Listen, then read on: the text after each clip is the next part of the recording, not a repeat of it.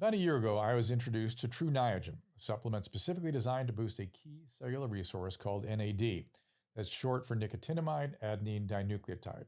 And I was really impressed with the research that showed that increased NAD levels can promote cellular repair, maintain healthy mitochondria, and increase energy throughout the trillions of cells in our body. I've been taking True Niagen ever since, and I am truly persuaded, which is why I'm so excited to welcome them back to the program. Let's get into how True Niagen works. From age 40 to 60, humans can experience a 50% decline in NAD, leaving our cells with a shortage of that incredibly valuable energy resource. Additionally, things like immune stress, poor diet, even alcohol consumption can all deplete our cell NAD levels. Research suggests that increased NAD can support cellular defense against these physiological stressors. True Niagen is designed to boost NAD levels and is backed by clinical research and regulatory approvals. Now, while the research is still evolving, I am truly impressed by the possibilities surrounding NAD and the research behind True Niagen, and I suggest you check out their information for yourself. To learn more about the research, science, and to order your supply of True Niagen supplement,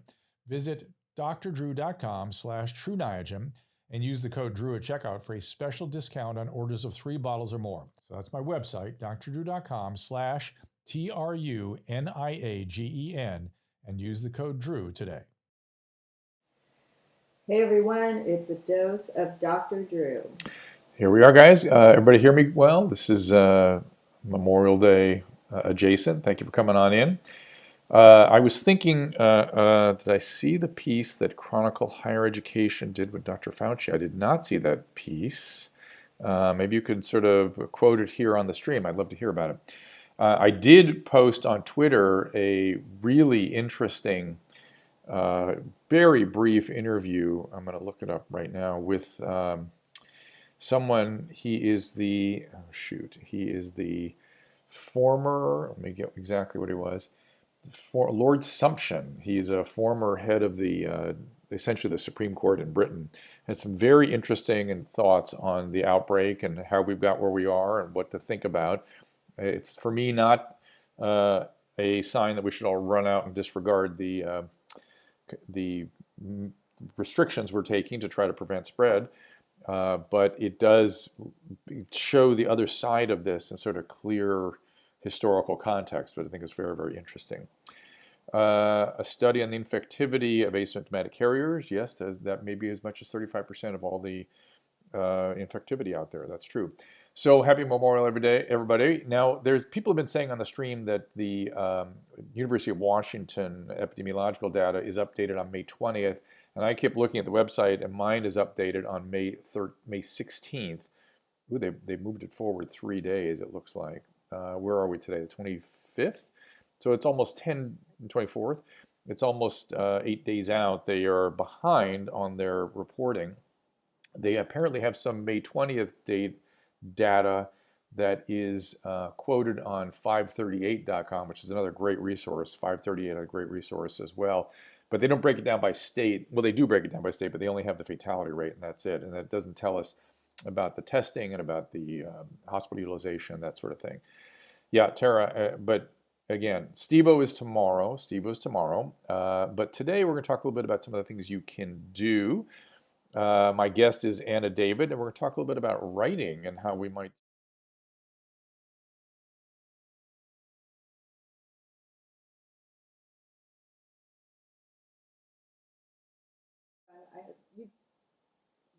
Well, Okay, go ahead. Do it again. There you go. Welcome, Anna David. Anna, you there? I'm here. Can you hear me? There you go. I think I hear you. I don't know if everybody else does. Please let me know on the stream. Dustin Harrison is telling me, by the way, Anna, I'll be interrupting us once in a while to respond to the stream because it rolls past, and the CDC is now estimating the fatality rate at 0.24%, which is interesting, which is getting now closer to influenza, but clearly not influenza in risk groups. Clearly not. They seem like they hear Anna. She sounds good. Excellent. She sounds good. Excellent. Anna, tell us about the book that's coming out. Okay. My new book, Make Your Mess Your Memoir. You may wonder, what does this have to do with what we're talking about today and something so serious?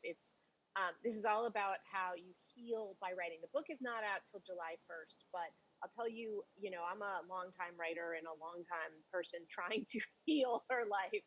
And one thing I did right when this started, which was on March 13th when the home order came in, I started these writing groups, and I said, like, I'm going to log on every day and just write for an hour. Anybody who wants to come join me, I thought maybe like 2 people would.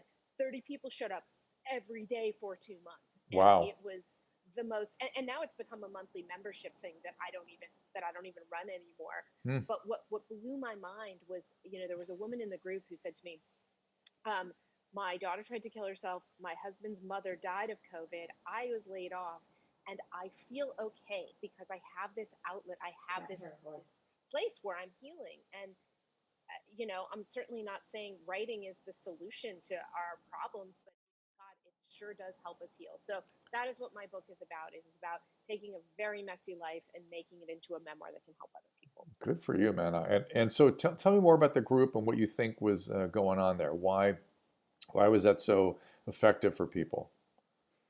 I think that, well, writing is something that, the New York Times reported 81% of people want to write a book, and less than 2% of the people are.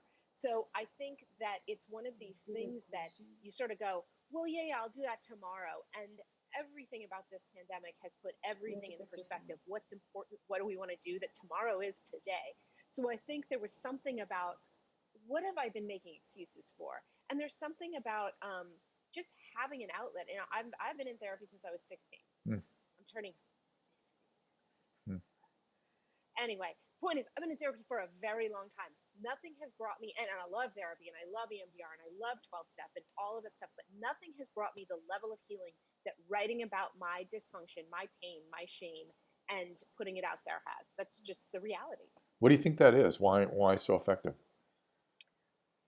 Something about, my biggest problem is here, it's my head, it's my thoughts, and there's something about, I can sit and I can spin and I can do whatever I want, but if I can articulate my thoughts, I can kind of craft them from this thing of mud into like a beautiful pot, then I can actually make sense of my world and what I'm thinking. It's just the only way I know of that helps me put into perspective everything that's going on out there combined with everything that's going on in here. And when what's going on in here isn't necessarily very healthy, it just is. It's the ultimate perspective restorer. And it's very interesting, the idea that somehow, and it's not for everybody. I'm not one of these people, but for a lot of people, and I mean a lot, having it externalized and put on a page and be able to revisit it and process it is a kind of a metabolizing of whatever's going on emotionally. And before I let Anna answer, we hear you. I know Anna volume is a little bit low. I'll try to speak kind of softly. Go ahead and turn up your volume there so you can hear Anna. Go ahead, Anna. Yeah, that's very interesting. Yeah, I think it is the perspective of seeing it reflected back, but it's also this idea that we suffered for a purpose, that there is a reason for it because it helps other people. Mm. And, there's just something about, you have an experience, especially something that may have happened in childhood that was traumatic, and you believe it is something you can never share with anybody. You share it, you put it in a book, and then somebody reads it and says, oh my God, I can't believe someone else experienced this. And then it's this domino effect where they then feel like they can go help other people. And we live in this crazy world of where people aren't being honest, where we don't even know what's true. So I think that there's something incredibly comforting right now about sharing our truth and having other people relate. And Dee Dee on my stream here is talking about journaling, which is kind of what this is. It's a kind of a journaling. And then sharing also, though. Yeah, I mean, journaling is wonderful. I think I started keeping my first one when I was 6, but really, I'm talking about taking it to the next level of taking it and not everybody has to write a book, but everybody's got a story. And if you're one of those people who feels like you have a story and I don't know what's special about my story. Well, I don't have a very interesting life, and I've written 8 books and hundreds of articles, so it doesn't really matter. It's how you share it. It's interesting. We're having this conversation. I was talking to somebody, I forgot, I think it was yesterday, about how disturbed I am the way journalists demand to turn. Oh, I was talking to my daughter about this. The journalists demand to turn everything into a narrative. Science does not have a narrative. There can be narrative components, but biology is really just a probabilistic working out of the first and second law of thermodynamics. That's it. It's not, it's a giant, trying to make a narrative out of a cloud. And I get deeply offended every time biology is sort of represented in the press. But human across a lifespan is always a narrative. And I think Yeah. people get confused about this, and it's something we have to kind of get right, because narratives are very important in terms of understanding our life experience. They are very destructive when you try to express a journalistic understanding of science. That's such a good point. It's we want to make everything into story, Yes. and it comforts us, and it's how we learn. Well, And but actually, journalists do it explicitly. Like, where's the story? Where's the story? No story. right, There's no story. There's just a probability equation here we're trying to understand. So yeah, a that's collection of facts. a collection of fact that's a working out of something that we think we kind of understand. No narrative. So yeah, yeah, Well, and I will say with this book, what I did is, my thing was I read a lot of memoirs and I don't learn a lot, and I read a lot of business books and I'm a little bit bored. So I thought, what if I could combine the two and make it what I call a bizwar? So it's 10 chapters of memoir, give them the story, so that then it's 4 chapters of here's how you do this yourself. So nice, nice. I'm a big fan of story. Jesse was telling us about a friend, Jesse D, about a friend who committed suicide, and I think more people are going to know people with severe depressions and suicide and addiction, alcoholism. So I think that's the next wave. While you and I were staging to go onto this stream, I was telling Anna I'm working on a speech, which is interestingly sort of my version of writing. It's I imagine getting up and communicating to a group of people a story. And I'm looking a lot at the 1918 influenza outbreak now and trying to understand what we did then, how much it's exactly the same thing now, and how it played out. And it's interesting how we developed a collective amnesia around it, in spite of the fact that individuals were profoundly affected by it. And that's what I'm trying to understand right now. Any theories on what that would be? Well, Drew, don't we develop a collective amnesia around everything all the time? Isn't Well, that like what the insanity of living is? but World War One remained large in our memory, and World War One killed about 400,000 people. The influenza killed 550,000 Americans, and that one we forgot. And the World War One sort of superseded that in our memory. Maybe it was the it maybe it's a function of how much it wrenches our ability to sort of wrinkle our reality. In other words, the pandemic was just more misery, while World War One was a rupture of what we thought the society was before as opposed to after. Yeah, I do think that we live in this delusion all the time of just like, okay, well that's over, and now we'll just go back and what was that? I mean, I don't know. I just I find I'm as guilty of it as anybody, but we live in this society, I think particularly in the United States, where we just like want to put it behind us and just think everything's fine, and well, what Right, do we do today, and right. what's the lesson or whatever it is. Mm-hmm, mm-hmm. Michael here says narrative is not a story. So is there a difference between narrative and story in your mind? Um, to me they're the same, but I'm not. I'm curious what he means I'm curious too. about that. Maybe it just means narrative is a sort of an unfolding of facts. Story is shaping it into something. Yeah, Both, I mean, yeah. if you try to tell the story of biology, doesn't work like that. It just doesn't. And we kind of So pretend we're telling a narrative, but it's not. We know we're not. so in your speech that you're writing right now, Hmm. is there a narrative in that? Then not yet. It's really just a compare and contrast at this point. I'm comparing and contrasting our reaction then versus our reaction now as a way of anticipating maybe what we're likely to do here. And I'm trying to look at whether or not this has been more traumatizing to us than the 1918 flu, and then try to talk about the depression and addiction that we're seeing on the heels of it, because it's starting to emerge. You can start to see the data. It's not really well published yet, but we're going to see it soon enough. So how are they doing that? So basically, because I've seen like a Gallup poll about sort of asking people, how are you feeling mentally?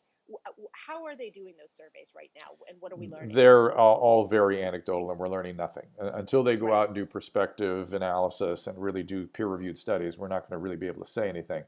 But things like incidents of suicide in certain populations, incidents of depression, that sort of thing. Alcohol admissions, for instance, would be a compelling thing. I'm seeing alcohol go crazy in the homeless population. Yeah. So, Are you still doing the active work in the homeless population right now? no, I'm not. I'm prepared. I'm staging to go out and do something else, sort of Yeah. try to help. But it's all changing so fast. I don't know what I can do. I can't really tell. I can't tell if if this is something that is having a positive influence on homeless or not. I don't know if you saw what San Francisco is doing, but they set up a tent encampment in front of City Hall. That is not moving things in the right direction. But maybe as the representatives are seeing the reality of the mental health crisis lay out before them, maybe that will change their point of view. Perhaps that's the only hopeful thing I look for in that. Anecdotally, in terms of addiction, I will say it's just been a bizarre time. I'm sober 19 years, and so I'm one of those lucky people that already had a very active program and know exactly what to do. But I have seen all these people come in getting sober for the first time, quitting drugs in this time. Well, I'm sponsoring some of them, and it's blowing my mind it how does. you would be able to do that. Here's how it works. And by the way, we know there's a sound problem, guys. We know there's some people having me. I'm too loud. Some people are hearing it okay. It's all over the place. So we'll do the best we can. But it's very common for addicts to get their act together in a crisis. 9/11, I saw tons of addicts coming in just getting it together. It's the chronic stress on the heels of this that's going to cause the problem. It's where people are going to get into trouble. So I'm seeing both people get it together, and early in this thing, that's what I saw. And now late, I'm seeing the opposite. So which population will predominate? We'll have to see the data. Yeah. I will say there's something about being somebody who grew up kind of comfortable in crisis. I will Well, say alcoholic that addicts love that. They love it. You should heard Carano, yeah, Mike Carano, who we're going to maybe try to bring in here. He was like, when I first interviewed him, like 2 weeks into this thing, you see, he was like coy, like, I don't know how to say this, but I kind of dig this. And I thought, yeah, of course. Addicts, alcoholics are at their best in a crisis. They actually get high. They get high from it. I'm kind of over it. Well, yeah, now you're into the chronic stress part. And that's the thing that alcoholic addicts do worst, which is chronic stress. Isn't that funny? Well, yeah, I mean, and it's interesting too because it's like people were incredibly controlling, and yet we've had lots of training in, hey, you got no control. So it's like, right. But I also do feel in a way like I'm the last living extrovert. I'm so tired of people going like, I love this. I'm just like my projects, and I just don't understand why. I'm just like, I'm incredibly lucky. I haven't been terribly personally affected, but I'm ready to get that out there now. Me too. And so let's speculate. Is Toronto coming in? Is he going to be part of this? Producer Susan? He posted about it. Bring him on in, because now I want to get to the part we kind of speculate about what's coming next. What do you think? How's this going to play out for us? What are the consequences going to be of this thing? Well, my God, I certainly don't know, but I will say, on an emotional level, I and not to be all Pollyanna-ish, I really do hope that we can all just have so much gratitude for what we're completely taking for granted. You still hear me? Yes, I do. That would be a nice thing to talk about. I mean, that would be a nice thing to think now. I'm thinking on the other side of this. I don't know quite. Uh-oh, what's the matter? Is Mike here? You're on a sideways. I'm going to fix it. All right. Oh, look, there he is. There we go. The great Mike Carano, everybody. Mike, how you feeling, buddy? He's gone. I do like his wild hair, though. It's quarantine hair. Look. Quarantine hair. You're sideways again. Leave him sideways, just for effect. Okay. All right. So how are you doing? Wait, hold on. Why is it sideways? I don't know. Mike just had a very he's fixing his camera. touching Instagram. What's happening to Mike about the hawk? It was like sentimental. Yeah. What happened there? Tell us. It was. What is it? Let's go with this today. Okay. To bring in a more, real people, Midwest. Go ahead.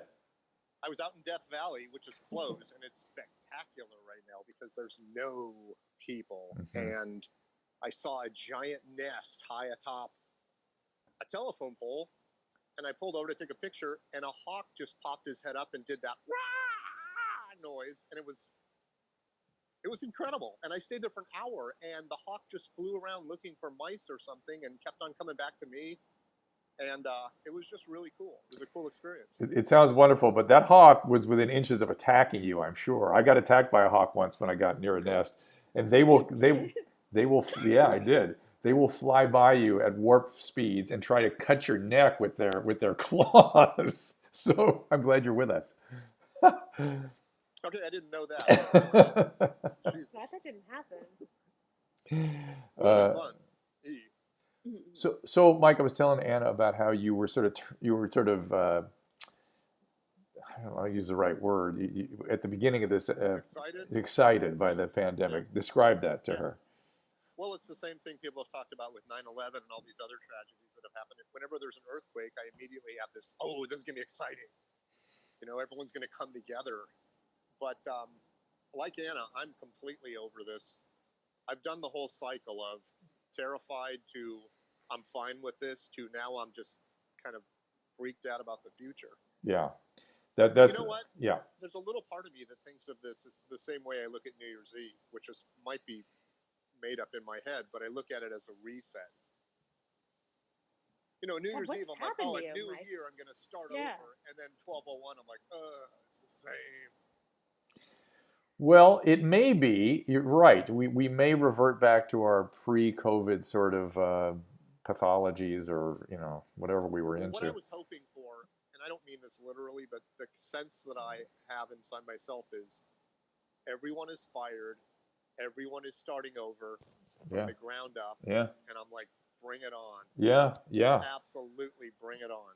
Yeah, I think that's a great attitude, and in fact, that kind of bring it on attitude, I would call it fearful or concerned that we have so much pent up need to be social that we're going to see sort of a 1920s style, sort of get out in the clubs and stuff. You know what I mean? I will buy another suit. I will buy a big stretchy car. Yeah. But doesn't it feel like that could happen, that we could? Because I started thinking about the Roaring '20s, and I started thinking, I wonder if that had anything to do with the 1919 flu. The people were so happy to. It was sad that I wasn't around for the 20s. So God bless. But it's kind of this bizarre thing where don't it's you think a we would have died combination. from syphilis? This is the best. Mike. Possibly, it's all possible. But I just think that it's very strange how it's like part of me can't wait to get out there again, and part of me realizes how content I am, just holding up with my boyfriend and eating donuts, as I was telling Drew. 2 donuts today, Chrono. I feel like you. 2 in one day. Not great. Speaking of food, are you frequenting the Italian restaurant on the corner and taking their takeout food, Mike? Keep them in business? No, I'm cooking at home primarily, and every now and then I fall and I go somewhere and get some food. What does Mike Carano cook? Pretty much the same thing every single day. My first trip to Costco about a month and a half ago, I got 30 frozen burritos, a bunch of frozen vegetables, and I ate the same thing every day. And then I just couldn't do it anymore. Now I'm kind of back to I bought a bunch of hamburgers and a shitload of frozen vegetables, and that's it. Yeah, I wouldn't call that cooking, but that's fine. Well, I think the restaurants are going to be open soon, and I think we all ought to practice our social distancing and support them. Really, I think that's important. I don't know if I like the restaurants opening for me. Why? Because I am truly saving an ungodly amount of money for me on not eating every meal out, which I've done my entire adult life. Yep. And I'm probably saving $250, $300 a week. Yep. Yeah. So we have. I'm going to switch topic because the stream has gotten. I'm watching a restream of everyone on Facebook and Twitter and whatnot, and they're still caught on the Roaring '20s idea that we're going to get into that kind of thing. I think we should. I need you as an investor. We'll open a Roaring '20s nightclub. Well, listen. Did you notice how there were speakeasies popping up? That became kind of a popular thing. So maybe that will sort of pick up some steam, and those will become really wild. Now, the part of the 20s. The way you said, did you notice that? As if I've just finished my 4th book on the Roaring '20s. No, no, I no, did no. notice that Okay, when I good. was researching the Roaring No, Twenties. no, no. But I mean, they're. I mean, Pasadena has a speakeasy for Christ's sake. I mean, I knew New Let's York had them, go. but it's some. There's some. I'm just saying it's maybe we're set up for this. I don't know. But the whole The improv started as a speakeasy. I really. don't think that Mike and I are good sober people to be starting a speakeasy. No, but That's my only. you can go to a speakeasy and not drink. Is all I'm saying. Is I'm just True, but it's a start one. And should Drew really be the main investor? so You know? but let me get to what the stream is talking about. They're talking about how the 20s was the first generation of this sort of free love idea, and Mike, you mentioned syphilis, but I don't think that was a. I think we sort of worked that through. You know what I mean? We're sort of on the other side of the reality of free love and how it ends up in all kinds of hurt feelings and I just unwanted want to live in the pregnancies. movie Chicago. Well, I Me mean, too. it would be interesting, right? If we had that kind of a I don't know. I mean, that there was a lot of. Just the point is that there being exuberance about being out and being social, right? I think the germophobia is going to affect us for the rest of our lives. Or call it germophobia or call it being careful. You know, because I'm someone who was raised literally not to be discussing. We didn't ever wash our hands. My mom is a very civilized person, never taught us that. I'd never used hand sanitizer until now. And I am never going to be the same as I was before. So I don't know how that's going to impact sex and intimacy and all of those things, but it's going to have a huge impact. Interesting. Absolutely. You The know, minute we're in a crowd and somebody starts coughing, it is going to be, uh-oh. well, I think here's the good news. I think those of us who get sick will either wear a mask when we go out. I'm not talking about COVID, just any illness, and we will be more considerate of other people when we are having any kind of viral illness. You know. Yeah. Yeah, Justin, the stream got into a conversation about other episodes, other decades of free love, which of course the 60s, which prompted somebody to remind us that Woodstock happened in the middle of the Hong Kong flu, which also was a pandemic. Was that in New York? It was everywhere. It was a pandemic. Hong Kong flu. Yeah. There have been multiple pandemics over the last 60 years, and you guys don't even know it. And that's what bothered me about the extreme reaction we had to this one. And I tweeted, you should listen to this British jurisprudence expert talk about it. It was really an interesting conversation he had.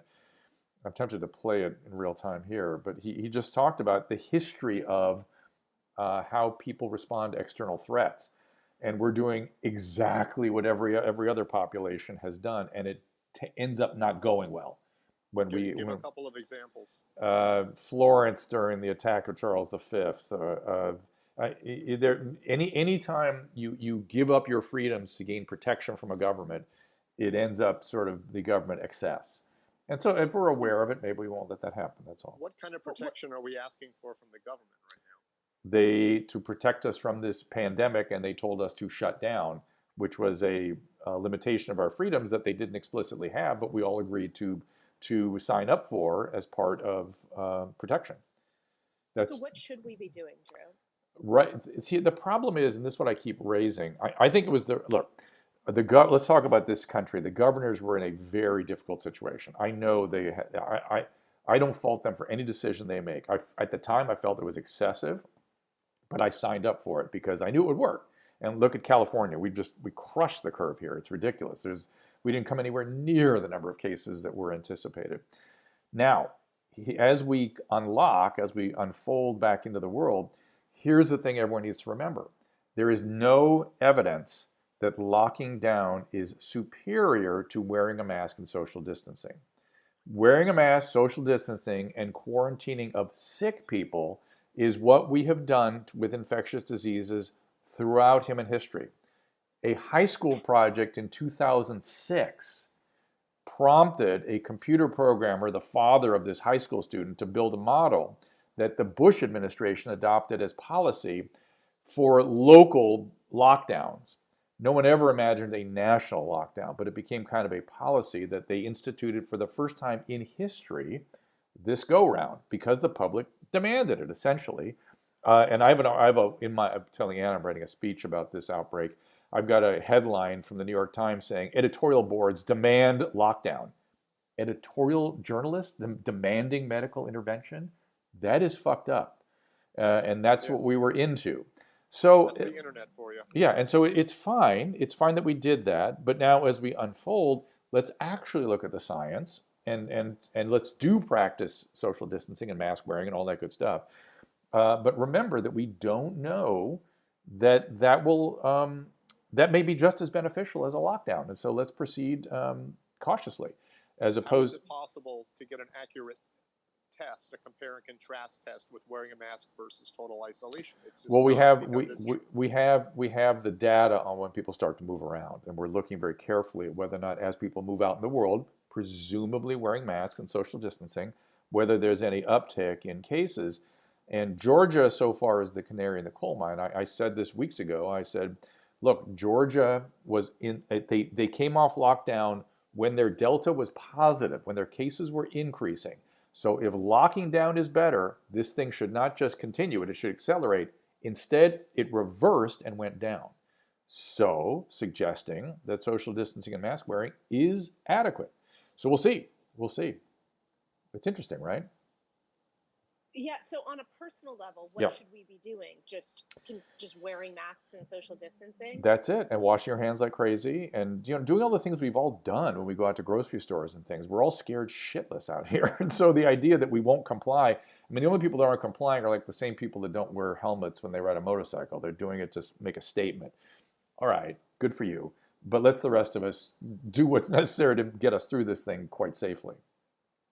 What I've noticed that's kind of interesting is going out in the world. There are some places you go where it's just rank hostility and anger, and then these other places where it's just like a loving embrace of we're all in this together, and it's literally like Sprouts Supermarket versus Pavilions. Like there doesn't seem to be rhyme or reason. Have you noticed that? That it's just one way or the other? It's bizarre. Absolutely. I went to the Madonna Inn last weekend, and there wasn't a single person wearing a mask in there, including the cook. That's not good. And That's I was not like, good. you know what? I know it, and it started to fester inside of me, this anger, as I'm sitting in the parking lot Yeah. eating my dinner. I was like, just wear it for my comfort. And that's in fact what we're doing. We're doing it for one another, and I think that's a good signal. I think it's a nice signal that we give each other. Like it's okay, it's a nod. I should quote you from the 1918 influenza outbreak where they talked about wearing masks. Hold on, I'm going to give you this one. This guy said, I'm not going to find it, where they talked about how people will treat people that don't wear masks. Here it is. It will soon be impolite to acknowledge an introduction without a mask, and the man who wears none will be likely to become isolated, suspected, and regarded as a slacker. That is 1918, San Francisco Chronicle. Slacker was a word back then. At the same time, same from the San Francisco Chronicle, some irate citizens called masks a humiliating and unconstitutional interference with personal liberty. Sound familiar? 1918. 1918, Yeah. Everybody. When I go for a walk every day, I drape the mask Now on me instead of wearing it. I'm not going near anybody. Yeah, it's a signal. Yeah, I do that move. It's a signal. But I just the do mask it so drape. people know I'm not one of these guys out without a mask. All right, so I run. Because I want to be liked. I run without a mask, but carry it in my pocket. If I get near somebody, I put it on. So, Yeah. it's interesting. My friend was telling me a guy yelled at her yesterday, and she was like, I don't know. And then he was like, just kidding. That's not a good joke. About not wearing a mask, and then be like, oh, it's just kidding. But it does get at a weird thing that's happening right now, which is back to how people behave on the internet and our political divisions. All this signaling, we have to signal to one another. I'm in the tribe. I'm not in the tribe. I'm with you. I'm against you. That the signaling thing is a problem. That I don't like it. We shouldn't be signaling. You know what I mean? That's very primitive to me. It should be we should be talking and not signaling. What I used to view as ignorance and you're not part of the loop, Right. people that don't pay any attention to that, I now look at as, you're just living your life. Right. You're not in this game where we all have to give our opinions and have to yell about this and say what we think about this and say what we think about him or her. And it's just, we don't have to do that. Do you think this whole experience will make that less or more going forward? I think it's too late. I think everybody has bought into the whole idea of I have a voice and my voice is important on the internet. People need to hear my opinions. I mean, to such an extent, obviously, as we all know, that people literally, this is old, but if you take a step back and look at it, people actually take pictures of their food and post it. Can there be anything more mundane? Right. Just milk toast. I mean, what? You have nothing to offer if you're trying to brag about the food you're eating to make us think you're important. And I've done it, so I'm it's so not real. It has nothing to do with anything.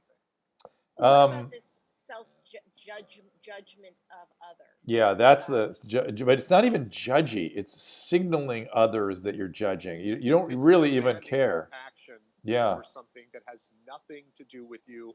He said this. His show should be taken off the air. She said that. We should public. It's none of your business. Let the public shaming just take its own course, and let people get canceled that aren't popular. Exactly. How about that? How about you just don't watch them, don't listen to them, don't follow them? It's exactly right. Start. I don't know.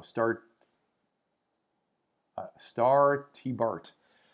Cloth masks do little for airborne. Not true.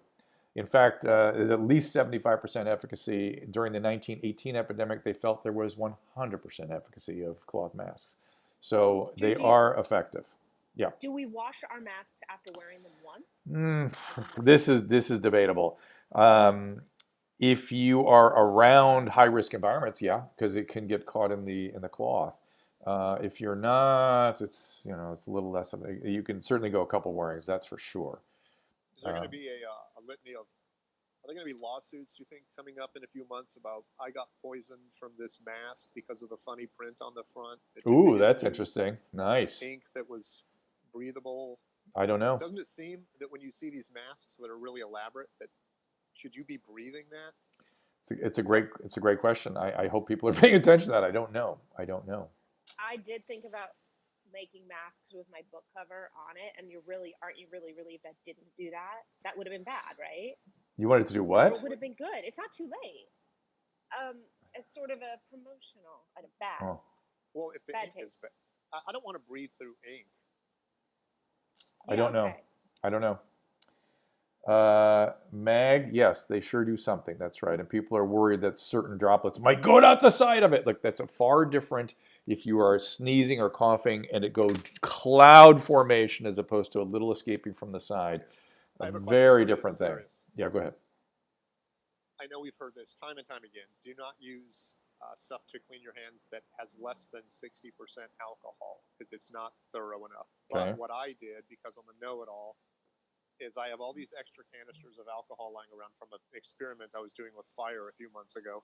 I beg your pardon? I was experimenting with fire. I was letting that go just to get to the alcohol. Okay. I made a very large pentagram out of rubbing alcohol in my friend's backyard, Anderson, and I lit it up to photograph it, and it was an experiment. And I started doing that with a lot of things.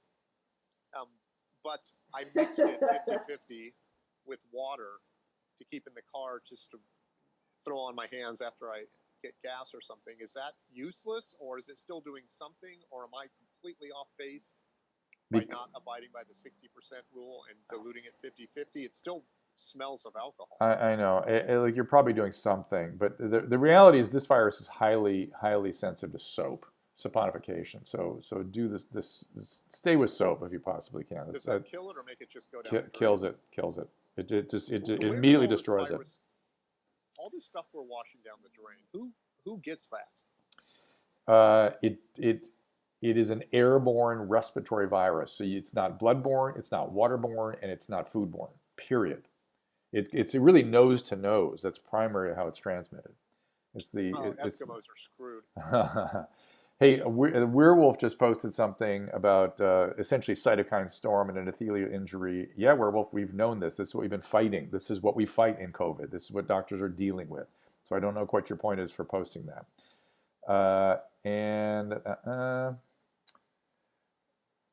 Starty saying, Have you known people, Mike? Do you know anyone who has it or has I know had a it? couple of people that had it, but they recovered fine. I've treated a bunch. I've treated a bunch of it, and some has been catastrophic.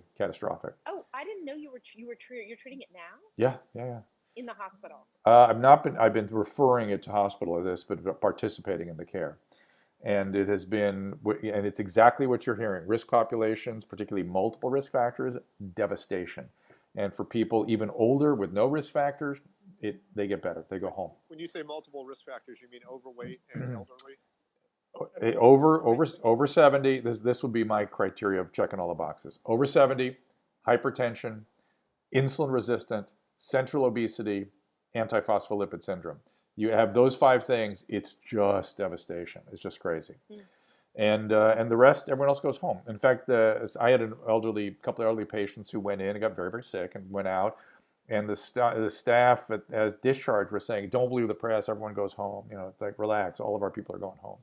That was the staff that was dealing with COVID on a day in, day out basis. If you've had it, is your body worn down by this to the point where you might be more susceptible to something in the future? Oh, sure. Yeah, people have to recover from this, and that's where there's lots of sequelae. And again, that's one of the things I'm reporting on in the 1918 flu. There was tons of neurological sequelae and psychiatric sequelae. So hold on. Susan is waving her hands, jumping up and down, doing jumping jacks about something that I don't fully understand what she wants me to get into. Talk about the beach. What about it? People having to stand and then. Okay, so we were at the beach yesterday, and in Laguna, which is the only beach that has this standard, as I understand it. Oh no, I think Santa Monica may too. You're not allowed to sit down. If you're on the beach, you must stand or recreate. So people would try to lie down or sit down by themselves or 6 feet away from somebody else. The lifeguard would have to run over and say, "Stand up." This was happening all day long and I saw people endangered out on some rocks because the guard was busy running back and forth telling people to stand up. And once they would stand up, what do you think they did? Now we're standing up, we're at the beach. What do you think the next move is? Sit back down. Well, they did that too. But there was another move that was, again, under the category of please everybody, this is a stupid policy. As soon as they stood up, they would start congregating. So they'd start walking towards each other and forming little groups that would talk. So the beach was populated with groups of 10 people all over the place who would have otherwise been sitting by themselves. And none of them are wearing masks, of course. So What's the purpose of that stand-up rule?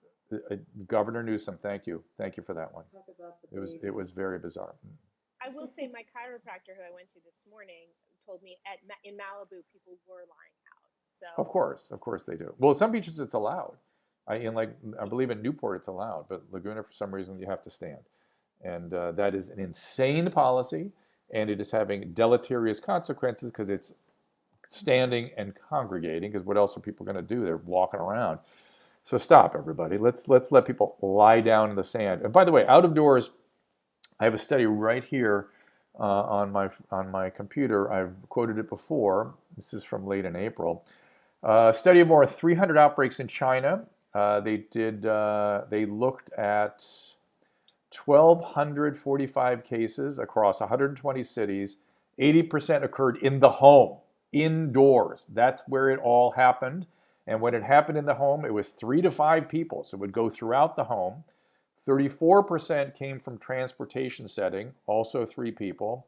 Out of the 1,245 confirmed cases, 1 transmission outside.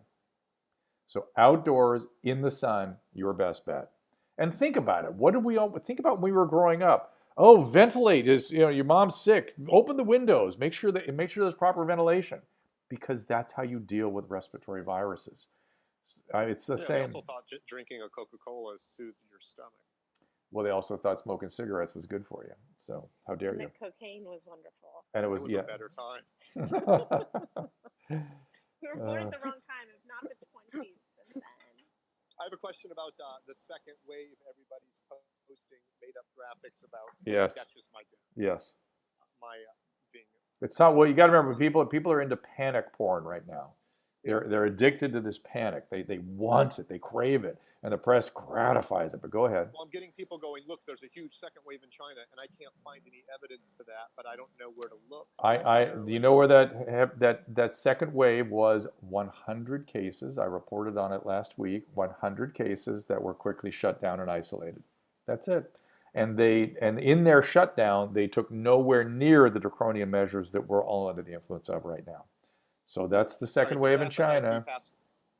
Go ahead. The graphic I see passed around on Facebook is this very scary looking graphic about the second wave of the 1918 flu. Right. And it just towers over the first wave. Now, was that true? Because I looked it up and it seemed to be a military cause. Correct. Second wave. That's correct. It was, and the waves happened almost city by city. They were very different in different cities. But yes, the transport ships, particularly of the soldiers coming home, had a massive problem associated with it. I have a question, Drew. Yeah.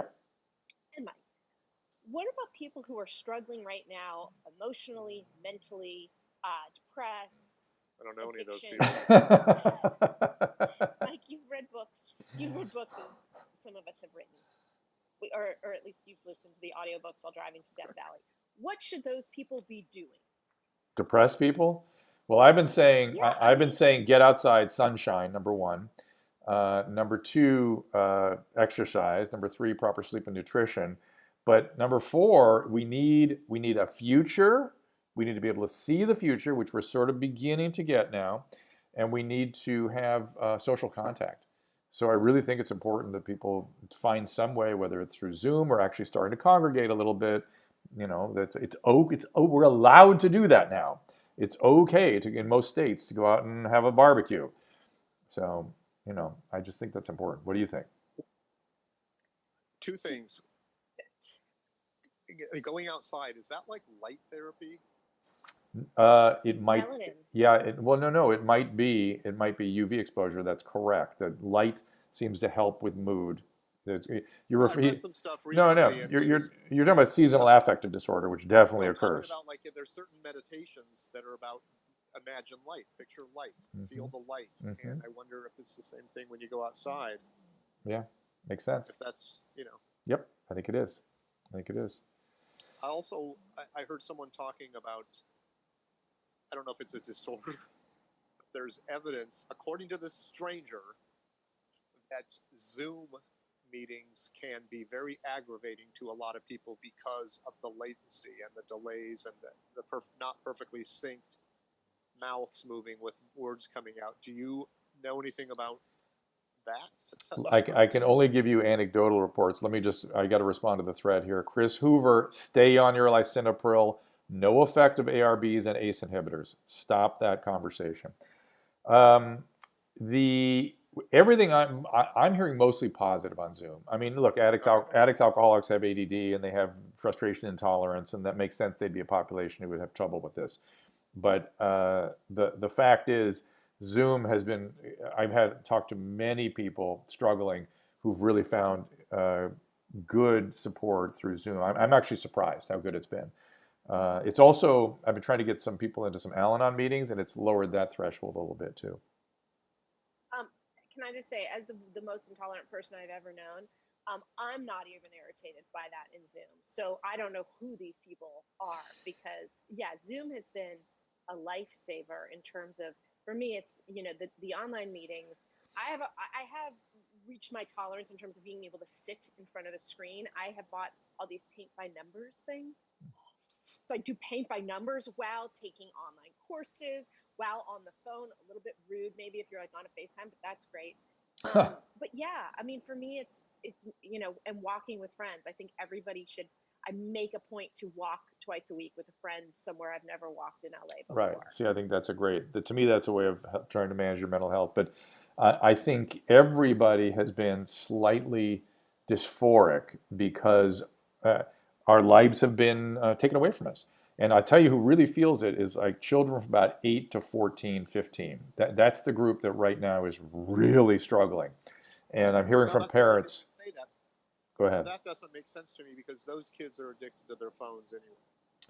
Yet their life as they know it was important to them, and they had it taken away, and they are scared. We have scared the crap out of them. You understand that they believe every word that's coming through on the press. They don't have a way to filter or regulate it. So this panic porn, to them, everything is real. It's coming. I mean, think about Mike. Say when you and I were kids, and they talked about the Hillside Strangler. Didn't you assume he was coming to your house? Right? You were the older kid. Okay. Okay. I Okay. wasn't supposed to be hanging out. Right. But that's in No, fact. I don't remember that, but of course, I I always do, think when by the I hear way. something Okay, on the good. news, Thank you, I'm Anna. going to see that person. Yeah, I'm gonna right. get that. And imagine if they tell you everybody's dying, everybody's sick, your grandparents are Yeah. going to die, your parents are going to die. You've got to, There was an albino cobra loose in my neighborhood like 3 years ago, and I was I'm positive, sorry, I'm and laughing. I didn't say this to anybody, but I'm positive it was right downstairs. Like it's on my property. It's here. This albino cobra that's loose in my neighborhood, and it is on my property. I could sense it. did you find, Drew, did you encounter it? Did you get to see it? No, I didn't. I didn't Okay. say it. Oh, damn. Can you tell us the truth and say you're very happy the triplets are adults at this point and you Oh. didn't get in a homeschooling situation? Oh my God, yes. Can you tell us the truth? Yeah. Oh no. Finally, can you tell us the truth? Yeah. No. We said this several times. We have friends that are teaching kids and having to deal with that. We're like, oh my God. Oh, thank God we didn't have to deal with that. That would have been unbelievable. And yeah, and I actually think this has been good for millennials. I think they have had their heads in a theoretical cloud because of their collegiate training. And if they weren't trained in STEM, which is a different way of thinking, reality begged no issue to them. Reality was just something sort of dictated by people in power, as opposed to now biological reality. They had their face pressed to the mirror on this a bit, and it's reset them a bit, which I think is good. I think that's been Do you good. think it's resetting what's important? I think it's just brought them into reality. Yeah, I think they're less apt to go off on theoretical flights of fancy. Do you think when this is over, what I mean is, are we going to have a true, tried and true sense of gratitude, or is this going to just dissipate and go right back to how it used to be, like you mentioned? That You people tell me. just It's what I'm tuned out wondering. the 1980 I'd love to know. Or are we going to have another Roaring Twenties where people are just so appreciative of being out amongst each other? What do you think? Vote. I think we'll have a little bit of both. What? Yeah, I know for me, it is very easy. Like some things, I remember how horrible they were, and so I can have gratitude. And then some things I just forget immediately. But I really hope we can all just be like, look how nice it is to sit in this restaurant and to be able to hug my friend and to Right. be able to get on this plane. But like I said, we're fundamentally altered for the rest of our lives. You know, I'm never going to look at hugging somebody the same ever. Yeah, I I know. don't think, I know. Great. Yeah, I know. especially if it's Corona. Yeah, be careful. He already admitted he'd get syphilis if he were around in 1920. So who knows I what? just meant that if Anna and I were around the 20s, we would probably have died in an alley. We would have overdone it.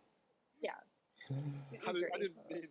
I'm just saying. I don't think it was that fun back then. I'm not sure. No, it's fun for a select group. There's Yeah. also huge poverty everywhere. Yeah.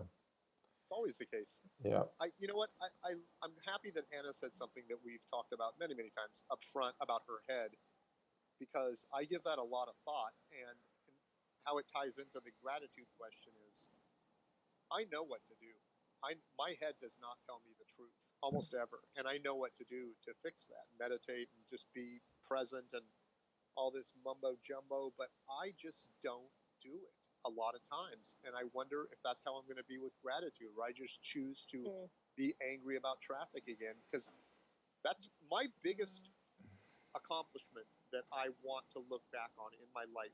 Not really biggest, but I mean, one of the things I want most for myself is the ability to recognize what action to take to fix something and take it, instead of recognizing it, acknowledging it, and then just waking up going, I'm wound up, I'm bent out of shape today, I'm in my own head, I'm thinking about the future, I'm regretting the past, and just choosing not to meditate, like I did this morning. I was in that mood, and Yeah. I think I'll ride this bad mood out till tonight. Yeah. And I could have fixed it. And what is it about me not wanting to do that? How do I make that change? How do I legitimately make that change in all aspects? All right. All right. So okay. Let me just say, you are a ninja at making yourself miserable, okay? Right? You know that about yourself. And so change requires attention. You have to sort of go, I'm paying attention to this thing I do. You have to prepare to make a change in it. You have to make the change. Let's say it's just expressing gratitude every day, but you have to sustain it. And sustaining is the hardest part. And so it has to become a practice to the point that it becomes a habit. And maybe you should read some books on habit. I mean, there's stuff out there about how to establish habits. And before I let you comment, Jesse Espino, I respond to questions as I see them scroll by. The scroll's moving quickly. I don't cherry pick intentionally. I just don't see 60% of the questions that come by. So stop with that. Suzanne, I did see that you want to ask questions, but I may miss your question because it scrolls by quickly. So go ahead. What do you think about that, Mike? Sounds like a lot of work. I Yeah. just wonder why in my life the only thing I ever stuck to was not drinking. The only decision I made that I knew was a decision I was keeping was not drinking. Everything else has lasted for a month or two. I'm going to eat healthy. That lasts about 5 weeks, and then I'm back at buying a pint of ice cream. And I don't know what it's going to take for my brain to click into this, I want to be this. Yeah. And follow it through. And I think Anna has the same kind of thoughts I do, where you just get in your own head and you're restless. And So Can I go ahead. Can I say something? Please. Okay. First of all, Mike, I don't think you give yourself credit. Mike and I have the same therapist, the goddess. Yep. You committed to that. It's been years. Yeah. Okay. So I think that Jesus, has it been years? It's been I guess it's been like a year. Yeah. But I will say for me, it's like, Mike and I are in this 12-step program where, you hand I handed my addiction over very easily in comparison. Everything else, it's like they say, it's got like track marks or whatever on it because I'm hanging on to it so much. Yeah. What I find is I just have to do all the shit they recommend. I have to just, the biggest thing is this 10th step thing, not to be all like 12-steppy, but like, if I know at the end of the day I'm going to log how I did that day, I'm just going to make better choices. Well, so you're pointing at something that's sort of basic in human behavior, which is, sort of reward versus, just negative sort of input. And with addiction, it's more easy because as the rewards accrue, they happen rather quickly and you feel so much better, even though your disease is saying, don't listen to that, just feed me. But we're talking about more subtle kinds of things now that take longer to accrue the rewards.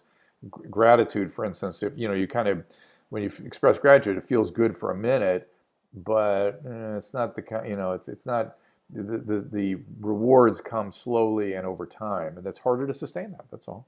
You want to know what changed my life forever? I think about it almost on a daily basis. Anna and I are our therapist, and you told me this at the same time virtually. Not virtually, literally, within the same week, about how your brain actually regrows when you replace negative with positive and other exercises to do in your brain. Because before that, it just seemed wishy-washy, dreamy, fantasy, hippy-dippy. It just didn't seem real to me until I could see results on a piece of paper where it's regrowing certain connections based on your choice to go, I'm thinking negatively, let me just think positively. And it's like a working it out. And it has to be experienced. It can't be a thought. It has to be an experience.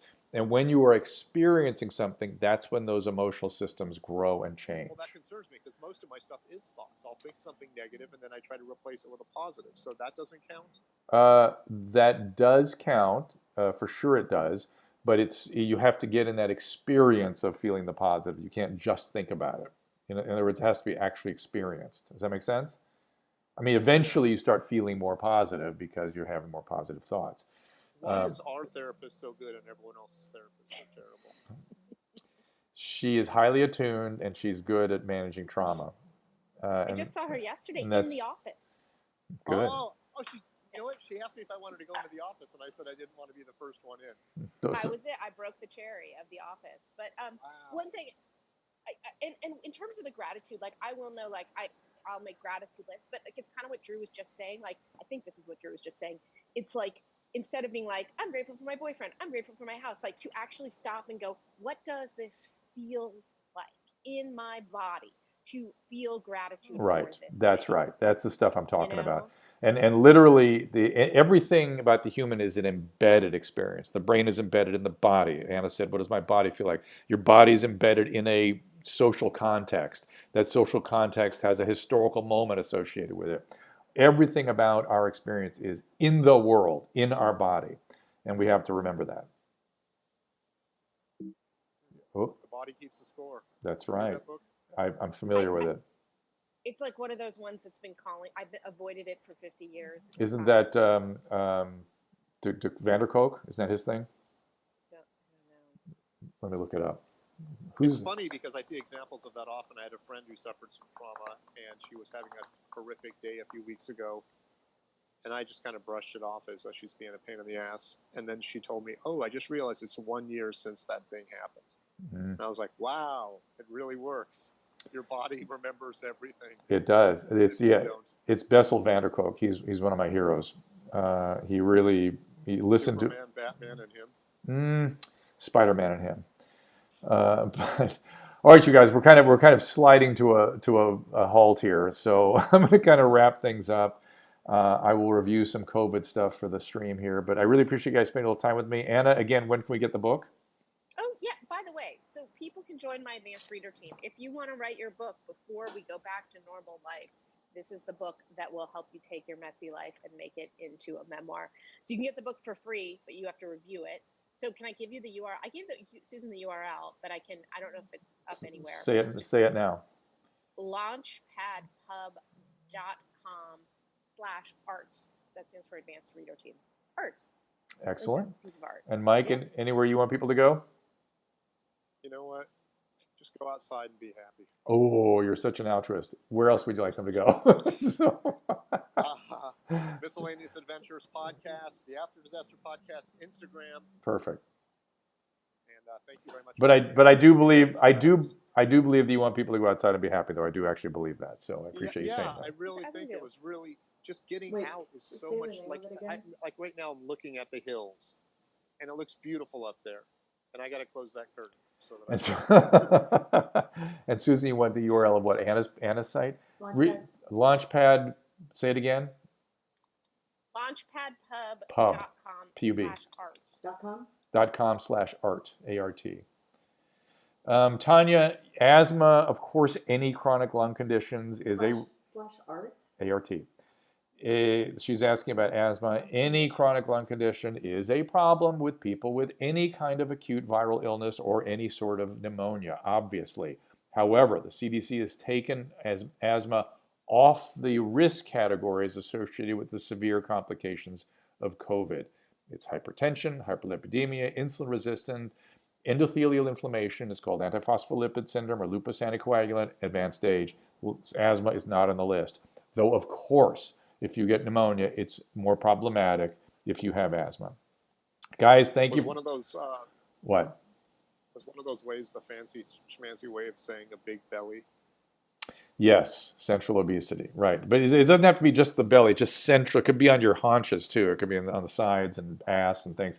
But it's central distribution of adipose is an inflammatory. That's the least flattering term for a human being I've ever heard in my life. Which one? Your haunches? You could be on your hips. It doesn't have to be in front. I was disturbed by that too. Okay, I'm glad you said something. So how dare you guys, number one. Oh my God. Number two, I will talk to you both soon enough, okay? You have the sound better Thank you next so time. All right. much. Thank you, Great to guys. see you All right. Nice to see you. Talk soon. Bye-bye, guys. Bye. And I'm going to stay for a second here. Marie, that's pretty funny. I am going to do a little COVID talk for a second here. Sorry the sound wasn't as great as we would like it to have been, but Susan worked on it for 9 hours, literally. Not figuratively, literally, and that was the best we could get. And we're trying to gain some mobility here so we can do these streams with guests from alternative spots from our studio. And I learned how to do it from a 12-year-old. Yes, on she watched a YouTube. 12-year-old on YouTube to figure out as And I good as had we got and it. I accidentally changed it right before, and it didn't come through the way I Oh wanted. boy, that's I'll not get it good. right next time. Right. Promise. Again, as I was saying at the beginning of this stream, that the University of Washington does not seem to have updated their data, their comprehensive data on their website yet. There's some May 20th data apparently, but at covid19.healthdata.org, they are still on May 12, 13, 14 in that range on their graphs. And we need to get some updated data. It's been almost 10 days. 16 is, 15 really is where they are. I would love to see some new data. You can go to COVID Tracking Project. If you go there, it looks like, it's harder to interpret their data. But if you look at California, for instance, it looks like things are slowing nicely. If you look at Georgia, things are slowing nicely. Let's go to the overall data for the U.S. We have, see, they don't talk to me, they don't give me the history here, so it's hard to tell. We have 1.6 million positives in this country, according to this data, and roughly 91,000 deaths. The vast majority are in people in elderly at-risk populations. I'm sure you're all reading also about the Kawasaki syndrome in children, which is a viral complication. It makes sense that it would be particularly common in this virus, given its inflammatory sort of proclivities. If you go to the 538, I suggest you do look at the models there. They're only looking at deaths, though, unfortunately. But you can certainly see at 538 that no matter which model you look at, deaths are absolutely plateauing, and plateauing nearly completely. There's a barely positive slope on things. And keep in mind that that's a lagging indicator, that if there is any problem with us opening up, you should see an uptick in the death rate there on these models. I'm going back to the restream now, if I can get there. Okay. I know, yes, Jason, that was not Lake Havasu, that was the Ozark Lakes that everyone's screaming about. Let's see if there are any outbreaks from that. What do you want to bet? There's none. It's outdoor. There is lots of water. Let's see. Let's see. Before you sit in absolute judgment, let's see what the data shows. People going home, if you were in the Lake Havasu area, please do not be around elderly people. Greg, we are approaching 100,000 deaths. Whether or not that's accurate or not is something people are discussing, but we are certainly, again, I just quoted the data from COVID Tracking Project at 91,200. So, yeah, it's a lot of people. It's a lot of people. It's been a bad outbreak, much like H1N1, much like the Hong Kong flu. H1N1 killed 500,000 people worldwide. The Spanish influenza killed 550,000 Americans. The H1N1 and the Hong Kong flu killed roughly 60,000 Americans. So yeah, these things are bad. They are nasty when they occur. And the really difficult problem with this particular influenza is that, or this particular coronavirus, is that in the risk populations, it's just terrible, really terrible. But if you're otherwise young and healthy, it is not so bad at all. In fact, that's part of the problem with this, is that it spreads then by young and healthy people who may not know they really even have it. Let's wrap this up. Tomorrow, we are going to be talking.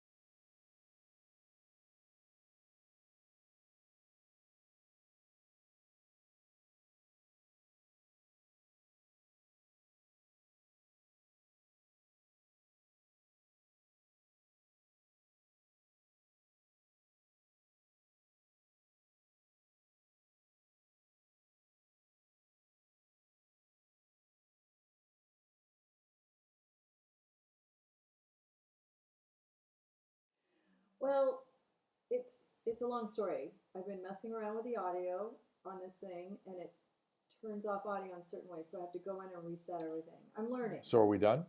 Are we off? You're on now. When I showed the banners, it took your voice away. Ah, so. okay. I showed the picture of Steve-O. Right. And then So you can hear me okay now? I'll just double check. Okay. Anyway, I'm wrapping this thing up anyway. We tried. I tried. It's just, We're having technical challenges. We've done a pretty good No. job with this. Thank you, Greg. it's just me. Yeah. So as I was saying, that you can find Mike, the Adventures of Mike Carano, and I used to watch him on 5 Minutes with Mike, and that's how I got to know him. And he was doing the After Disaster Following Loveline for years with Engineer He's Anderson. a good co-host. And Mike has been on my Dr. Drew podcast and this stream many times over the years, and has interesting stories to tell. Mm-hmm. All right, thank you guys, and we will see you tomorrow at 3 o'clock with Pacific time with the great one and only Steve-O.